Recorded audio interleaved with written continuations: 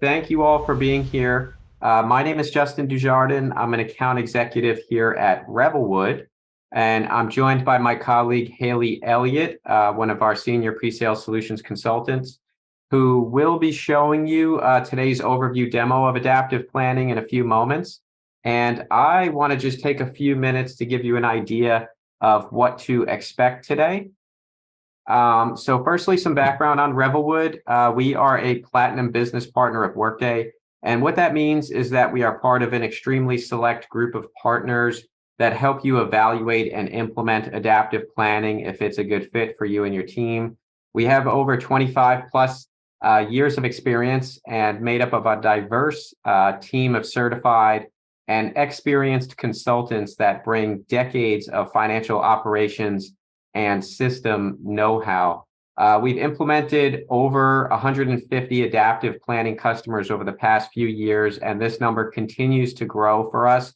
Not only that, but we also help existing adaptive planning customers with things like model enhancements, integrations, support services, one-on-one training. And I'm aware that some of you may be here because you have an active initiative to get into a cloud planning solution. And some of you may just be here to learn or you're curious, but either way, we would greatly appreciate you taking 15 minutes with us in the next few days, just to have a quick chat with our team to see what your current challenges might be, if you have any feedback for us on the webinar, and whether there's any resources that we can follow up with. An important thing to note is that the demo today is meant to just really give you a glimpse into the power of Workday Adaptive Planning and what it can do for the Office of Finance and across the business. But we should be finished in 45 minutes. It's really difficult for us to give you a great idea of the full power of adaptive planning in that amount of time. But during that 45 minutes, everybody will be on mute. So if you have any questions, there isn't a Q&A button down at the bottom. It should be in the center. So please enter any questions you have there, and we will do our best to get to that. If not, we will make sure to get back to you via email. I wanted to take a moment to share a handful of logos that we have personally implemented here at Revelwood as far as adaptive planning customers to help implement and ensure a successful onboarding experience of Workday Adaptive. We have tons of clients, as mentioned, that we've brought on over the past couple of years. And I only have a few more slides, but before we get started with the demo, I want to give you a general idea of adaptive planning. So this is a place where you can do all of your business-wide planning and modeling, reporting and analytics, once again, all in one place. So everything that you need is in one solution, and it acts as your central source of truth. So we're typically talking with finance teams, and we're pulling in the general ledger data, but Adaptive can connect to any data source that you need to because it's data agnostic. And the idea is to bring all the organization's data into one place so that the business can work collaboratively across the organization when it comes to planning, and you can use that data to plan and report with confidence. This slide gives you an idea of many of the areas of the business that you can plan and model using Adaptive. It's not limited to the core FP&A. You can model out really any operational area of the business that you want with Adaptive. Haley will make sure to dive a little bit deeper into this on the demonstration today. But once again, feel free to ask in the Q&A any questions or topics you're particularly interested in exploring, and we'll make sure to follow up and schedule a more tailored demonstration that might be helpful via the Adaptive capabilities. So I'm sure you're thinking that this is all great, but what really is it that separates adaptive planning from the rest of the planning solutions on the market? And that would be a great question or thought. So Adaptive runs on a unique technology called the Elastic Hypercube that is a patented technology, and basically it allows everything to lie in a single database. And this is a really key competitive differentiator. There's a couple types of solutions in the marketplace when it comes to planning solutions. There's the Excel add-in solutions that have all of the, they have some of the problems of Excel that you never really get away from. Too many members in a dimension, is going to lock up Excel, and Excel can't calculate just what it needs. It has to calculate every sheet and save it all to disk. So if your Excel is locking up now, your Excel add-ins will lock up for all the same reasons. And then you have the traditional cube databases. This image on the left is a graphical representation of the single database. And traditional cube databases have to save every intersection of every dimension. So you have to see all that white space, and it is all a bunch of zeros. So you must save that all to disk. So what this proprietary single database does is saves only the valid data intersections. And it's also intelligent. So when you change something, it doesn't have to save all. It rather calculates only what it needs to. And that's why it is so fast. So where one of these cube-based systems will tell you to keep a number of dimensions down, or it will get too slow, or they'll break up the database into multiple cubes that need to be batch updated, the single database allows everything to be quick and also really easy to use, allowing everything to be drag and drop, as you'll hopefully see in the demo today, while still being able to have an unlimited number of dimensions, unlimited number of scenarios. So the solution remains extremely scalable, and that's why it's used by large enterprises like Microsoft and Walmart, but over half of Adaptive's customers are small business customers. But Adaptive has almost actually over 6,000 customers globally. You can see that this is in all industries. This is way more than any of the competitors in the marketplace. Adaptive has a 97% customer retention rate, which is a really crazy statistic. And this really speaks to the value that Adaptive customers are getting across all industries and also across all business sizes. And it's a product that's getting the highest user ratings and delivers agility in times of change. And you can expect the software to continue to improve because it's backed by Workday, which is a company that was ranked #1 on Fortune's Future 50 and reinvests 35% of revenue back into the product. So hopefully you're excited to see Haley's demo at this point. And at this point, I will pass it over to Haley. Perfect. So thank you all for coming. Like Justin mentioned, I'm a pre-sales solutions consultant here at Revelwood, and I'll be walking us through today's demonstration. You should all be seeing my agenda slide for today. Like Justin also mentioned, it's going to be a pretty high overview, but please feel free to pop any questions you have in the chat, and I'll try to get to them at the end. We are going to kick off with just basics, so getting a feel of everything that's on the screen, how do we navigate through Adaptive, that kind of thing. And then we'll dive more into scenario analysis, our financial statements, our modeling. One thing to note is I am just showing you a selection of models today, so happy to go into more detail on any specifics. And then we'll cap things off with some additional reporting capabilities in Adaptive, both in browser and our plugin to Microsoft Office 365. So with that, I'm going to go ahead and take us into Adaptive. So this is my home screen when I come into Adaptive. I say my home screen because this is flexible on an end user by end user basis. So I like coming in and seeing a quick snapshot of key KPIs, that kind of thing. But you might have just an announcements page. Someone might go straight to their workflow because they got a notification they have a task. So just think every view I'm showing can be changed to see what individuals need to see when they come in. So like I mentioned, we're going to start in the foundational data model, and there are two main pieces of that. So the first one is going to be the level structure. Your level structure is your organizational structure. So normally this is going to be your locations, your departments, that kind of thing. But it may be distribution centers. Maybe you want to have projects here, something like that. The level structure is also going to be your first line of security in Adaptive. So typically what you're going to do is assign individuals to a level or group of levels. So maybe I have a manager in department 1 who's budgeting for their department. That is the only level they will see in the dropdown when they sign in. And every single dashboard, report, and sheet, which are our working screens, is going to be automatically filtered to their department. This is going to help protect sensitive data, but also just make this easier to use for our end users so they aren't hunting through a bunch of sheets and departments that just aren't relevant to them. The second piece here is going to be versions. So you do get an unlimited number of versions with Adaptive, and you'll notice a few of them do have lock icons. So that means it's a locked version. This is for maybe board approved versions, that kind of thing, that you want end users to be able to still look at or copy into a new reforecast, but you don't necessarily want them to be able to make changes to the data in that version. So the reason behind that is that you always want to have that base approved version to refer back to when you're doing budget versus actuals or anything like that. But okay, those are the two main elements from there. I am going to go ahead and dive into what we're seeing on the screen here. So dashboards in Adaptive are called active dashboards for a couple of reasons. The first is that you are able to click into any of the dials we see on the screen, and you'll have two options to get more information. So you're not just seeing the top line number, you're actually making your data tell a story.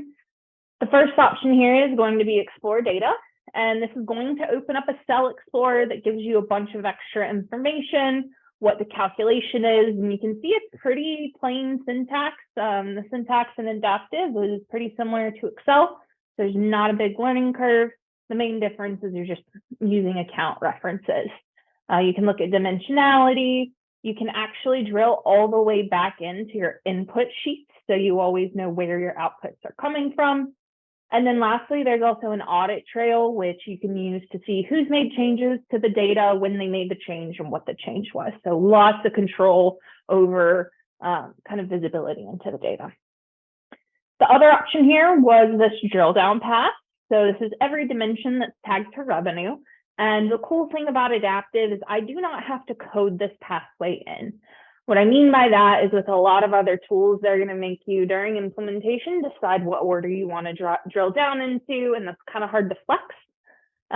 Drill down paths in Adaptive are automatically generated. So if I add another dimension and tap it onto my revenue model, that's going to go ahead and appear in my drop down. So if I want to see the customers that are making up my revenue, drill down further into what products I'm selling to a specific customer, that kind of thing, you have that ability to drill down in whatever order you want, and then you can still explore data. The last reason these are called active dashboards is that you can actually bring sheets directly onto any of these dashboards for scenario analysis. So I'm going to come down to my department 1 level, so putting my department manager hat on, and we're going to go ahead and make a change just so you can see all of these dials update live.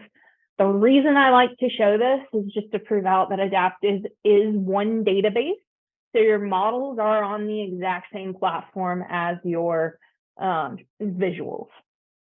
So in this case, if I want to see what happens if we maybe missed our targets, something like that, and we actually sell 5% fewer units than we're expecting to this specific customer, I'll make that change real quick, save, and we're going to go ahead and see all of my top line numbers update.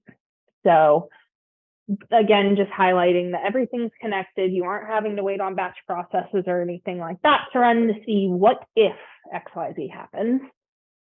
The last piece here is just how are these things built? Everything in Adaptive is going to be click and drag. So if I just come into edit, I can actually pick whatever charts I want, drag them onto the dashboard. And all I really need to do is choose what account I'm trying to display there. The cool thing here is you're not just restricted to your GL data. You also have access to any other metrics you've loaded in the system. So if you want to bring in operational data, your workforce data, anything like that, you'll still be able to display those metrics on the same dashboard. You can schedule these dashboards to be sent out to someone on an automated cadence. Pretty flexible. So that's dashboards. Before I hop into the models, I do want to quickly run through navigation. So navigation just shows you that everything that's involved in your planning, reporting, and analytics process is in one pane here. So you should not have to sign into other tools to complete any part of that process. And I'll kind of explain that as we go along. So the first piece here is what we are about to dive into, and these are sheets. These are my working screens or my input template. Right away, I'll let you know I am in an admin account, and this is a demo instance for a bunch of industries. So most of our clients don't normally have this many sheets. So we'll whittle this down to exactly what you need. Assumptions are going to be where we store key drivers. So things like average sales price if you sell tangible goods, your workforce assumptions for taxes, that kind of thing. So that when you make a change in one of these assumption sheets, it updates in every calculation it's referenced.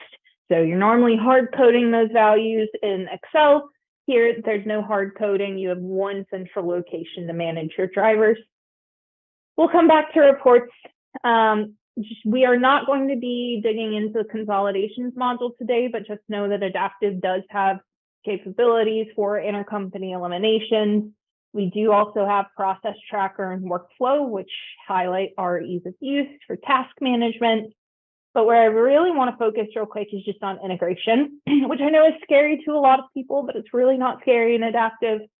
We have a native integration platform.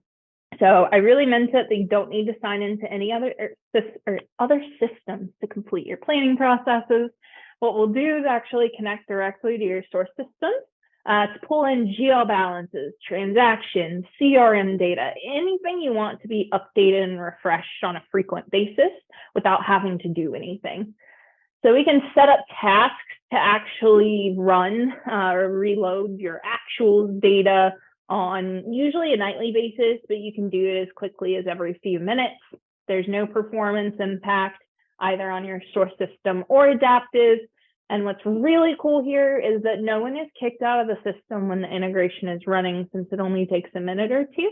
And you can also navigate away from the screen. So it's a very behind the scenes process that shouldn't require any intervention, but you can always come into one of those tasks and just click a run button to actually run the task outside of the normal cycle. The other option here is just to manually import data.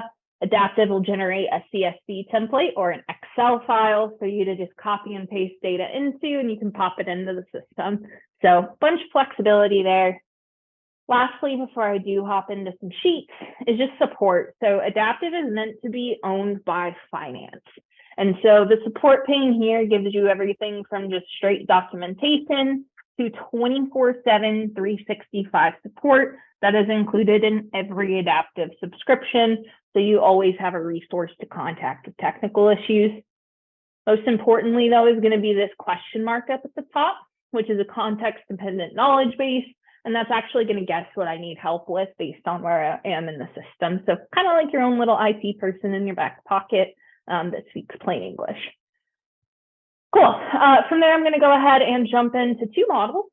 I'm going to look at our financial statements first. We're going to be in the P&L today, but just note that we do normally build out a full 3 financial statement model in Adaptive. Cool. So what we're seeing on the screen right now is my P&L. A couple of things to note are green numbers and black numbers. Green numbers are my actuals coming in from my ERP, and black numbers are my budget data. So we'll kind of talk about how that budget data is being populated. So going to switch over to my manager hat again. So we're going to be playing on Department 1's budget. So here, as I come down to this level, you will also notice some colorful little carrots on these cells. Red carrots means there have been notes left. So anytime someone's in here budgeting, they can right click, add a note to explain why they did something, and go ahead and have that show up on any report that you pull with this account. Our blue cells are going to be calculated cells. So anything with a blue carrot, as I mentioned before, calculations in Adaptive, pretty similar to Excel syntaxes. Again, you can see up here, I am just taking my FTE account times a telephone per head assumption. You can even leave comments to tell people what you did in a formula. So in terms of actual data entry, if someone is coming in here and they just know, hey, for new hire training, we're hiring some more. I know we're going to spend $15,000 next year in new hire training. Adaptive will actually give you a bunch of options to break that number back. This is built-in financial intelligence. You don't have to set this up separately, but Adaptive will actually track last year's seasonality. So I can break this back based on my actuals from the prior year. And you'll see that that was broken back based on, again, my actuals from the previous year. So most of my clients that I work with quite like that functionality. You can use it on any other sheet that you have a time roll up like this on. So product units, anything like that. Cool. So I'll go ahead and save that off. We're going to go ahead and move into our workforce planning. So how I'm going to get there, though, is just by right-clicking on my salary and wages line and exploring cell. So could have just gone through navigation and clicked through my sheets. But in this case, I'm kind of inspecting and reviewing my P&L, and I have a question. So I'm going to go ahead and click into my personnel salary detail. And right away, I'll see with the individuals that make up this line. One thing I do want to call out is that we recognize personnel data is very sensitive. So there's a checkbox permission that restricts individuals from seeing any salary detail permissions. If they do not have that checked, then those individuals won't see any of the bottom half of this Explore cell. They'll just see the top total summary for their specific department. So lots of flexibility. So I'm going to go ahead and follow this through to my workforce planning model.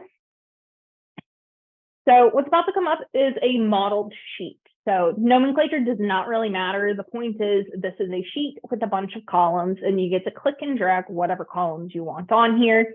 This is what Justin meant by the elastic hypercube technology.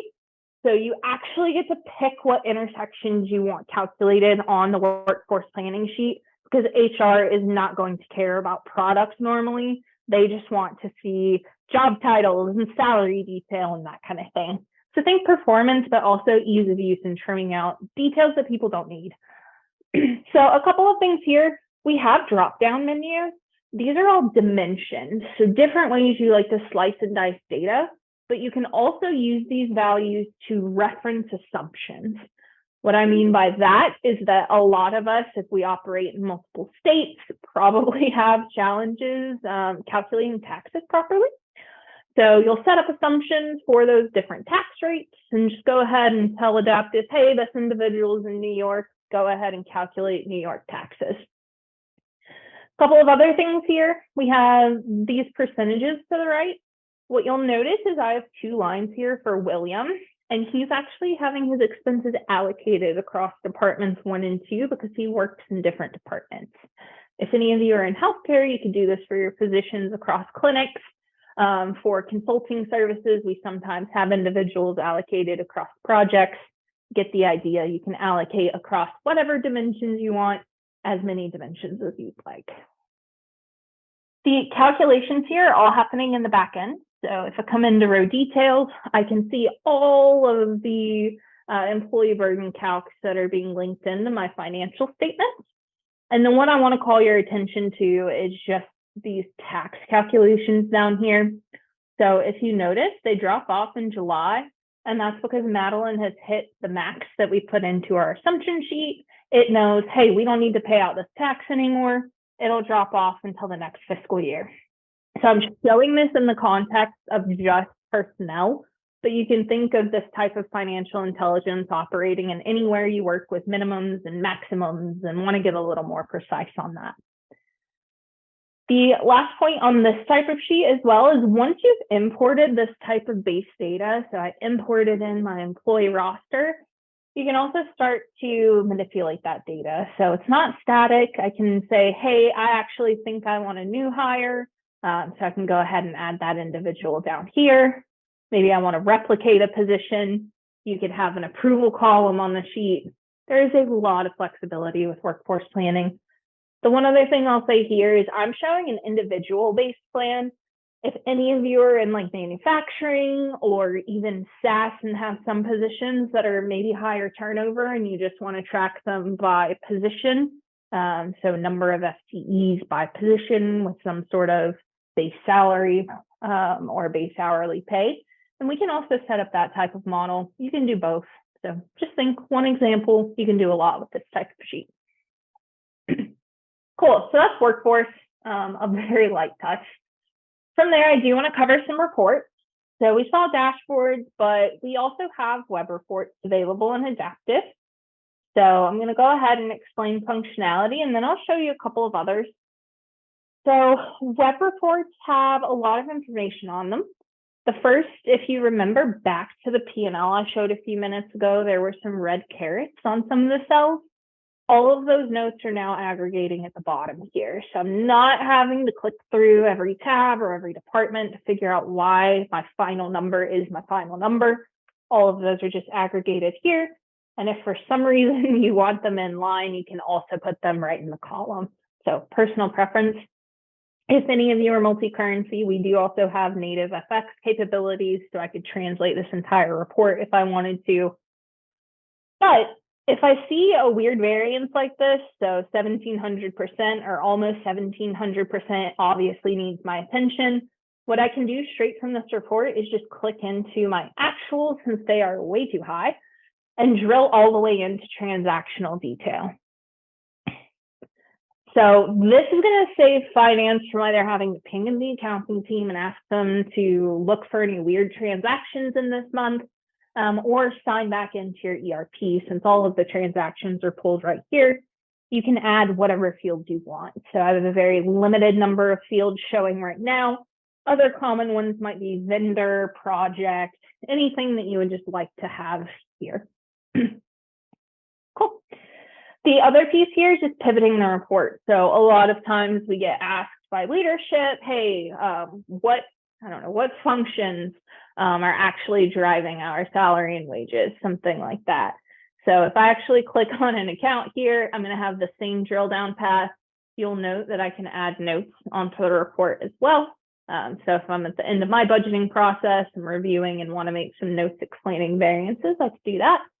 But in this case, I'm going to come down to function and pivot my entire report. So I'm now seeing salary and wages by my different functions.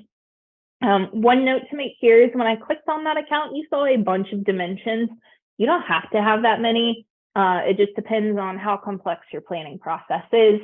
I have that many, so you can actually see that it is unlimited and adaptive. You can download these as Excel and PDF. And then building them out is pretty straightforward. It's also drag and drop, which is a pretty unique feature for planning tools. You'll see every element in adaptive available right here on the left. So all I have to do is say, hey, I actually want to add another account. Maybe for some reason I want to add in my FP&A account. Just drag it over, rerun the report, and you're good to go. So pretty straightforward. Just as another example of a report, this is one that CFOs actually commonly ask us for during implementation, is just being able to see all three financial statements summarized in one view, along with any impacts that we need to be aware of. So you can see I have my income statement, balance sheet, cash flow, and then also some financial metrics. So this isn't just restricted again to your GL balances. You can add in whatever ratios, metrics, operational data that's relevant for you. Okay. So the last thing I'll cover is Office Connect. So as I mentioned, Office Connect is our plugin to Microsoft Office 365, which does apply to Excel, PowerPoint, and Word, and is going to connect all three of those applications directly to your data in Adaptive. This is included with an Adaptive subscription, not a bolt-on, anything like that. So everything I'm showing today is included. But just to give you a sense of how this works, I'm going to go ahead and highlight cells.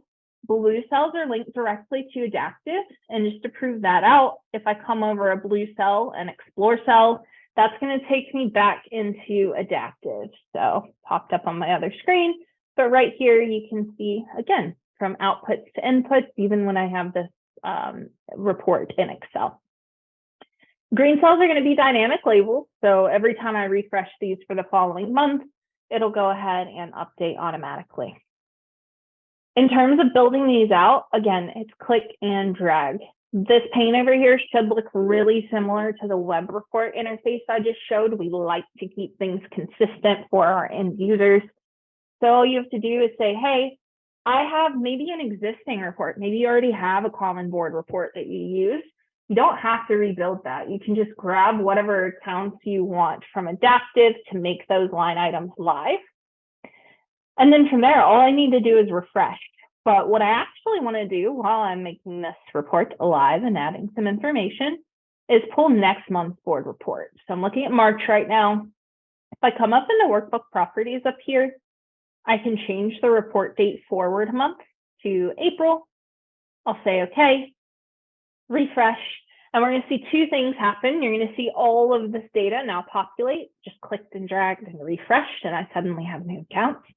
And then also all of my labels updated. So I'm not having to worry about forgetting to change a month, which we've probably all done and been very embarrassed. So Adaptive will take care of all of that for you. In terms of ad hoc capabilities, this isn't static. You can expand out different rows to see the GL accounts underneath them. Maybe you are just doing pure ad hoc analysis and you want to say, hey, I want to know what levels or departments are actually driving my operating expenses. You can format the naming conventions however you'd like, but this is going to help me actually figure out what departments to focus on. So it's not just static reporting, it's also an analytics tool. The other thing about Office Connect is you can generate reports like this for your departments or locations or plants, whatever's in your level structure, pretty easily. You come up here to repeating reports in the top, and I'm going to go ahead and break this P&L down by 3 departments, 1, 2, and 3. All I have to do is click create, and you're going to see 3 new tabs at the bottom. Adaptive is automatically splicing out my actuals and budget data where I have data sitting for departments 3, 2, 1, and then I still have my total company. This also works for a bunch of other types of data. So again, I can have my metrics. I can have different charts if there are different charts you already really like to use in Excel, and so on and so forth. Like I mentioned too, this also works for PowerPoint and Word. So you can have these same exact charts, tables, and actually have named ranges that'll update based on the data. What I mean by that is if any of you have Word reports you have to issue, you can have revenue higher update to revenue lower, which hopefully won't happen, but Adaptive will actually change text for you based on the data. That's all done by just refreshing. But that's it for the demo for today. And if there aren't any questions, I'll go ahead and pass things back to Justin. Yeah, thanks very much, Haley. And it looks like all of the 7,000 attendees stayed until the end, so that means you did a good job. So hopefully everyone saw how flexible and also powerful adaptive planning is, especially how easy it is to use with the simple drag and drop functionality. If you need more, we have plenty of resources we can make available to you, such as a one-on-one demonstration that I mentioned earlier that speaks more to your specific needs. We can offer up ROI sessions as well to quantify the value of the investment. We can also offer hands-on workshops and even get your hands on a trial as well. Just let us know what makes sense for you. And when we connect in our follow-up meeting or reach out, we're happy to help in any way that we can. We do encourage you to learn more about Revelwood and our implementation approach by visiting our website at revelwood.com. While you're there, we also encourage you to visit our Knowledge Center, where we offer tips and tricks about all aspects of the planning process. So that's technical tips on the tool, planning tips about the budgeting process, and various tips on other business aspects of your FP&A model. So thank you once again for attending. Once again, either myself or one of my colleagues will be reaching out to hopefully get a 15-minute follow-up call to get your feedback on today's webinar and find out any way that we can help you further. So have a great rest of the day and talk to you soon.